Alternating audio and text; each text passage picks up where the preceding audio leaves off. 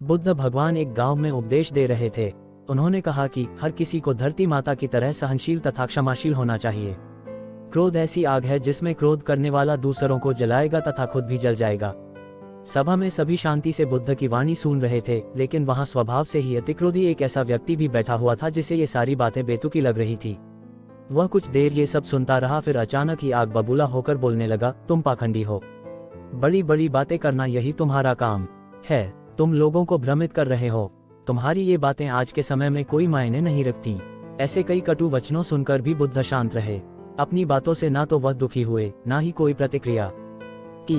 ये देखकर वह व्यक्ति और भी क्रोधित हो गया और उसने बुद्ध के मुंह पर थूककर वहां से चला गया। अगले दिन जब उस व्यक्ति का क्रोध शांत हुआ तो उसे अपने बुरे व्यवहार के कारण पछतावे की आग में जलने लगा और वह उन्हें ढूंढते हुए उसी स्थान पर पहुंचा, पर बुद्ध कहाँ मिलते। वह तो अपने शिष्यों के साथ पास वाले एक अन्य गांव निकल चुके थे। व्यक्ति ने बुद्ध के बारे में लोगों से पूछा और ढूंढते ढूंढते जहां बुद्ध प्रवचन दे रहे थे वहां पहुंच गया।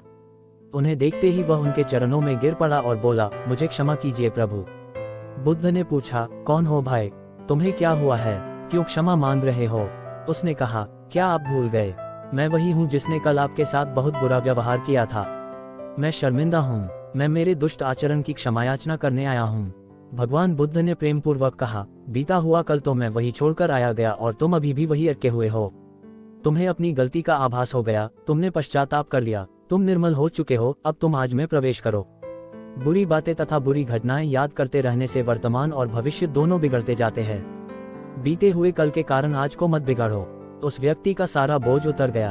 उसने भगवान बुद्ध के चरणों में पड़कर क्रोध त्याग का तथा क्षमाशीलता का संकल्प लिया। बुद्ध ने उसके मस्तिष्क पर आशीष का हाथ रखा।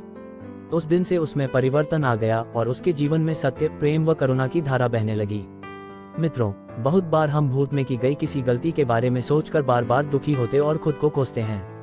हमें ऐसा कभी नहीं करना चाहिए। गलती का बोध हो जाने पर हमें उसे कभी ना दोहराने का संकल्प लेना चाहिए और एक नई ऊर्जा के साथ वर्तमान को सुदृढ़ बनाना चाहिए। ऐसे ही वीडियो के लिए मुझे सब्सक्राइब करें।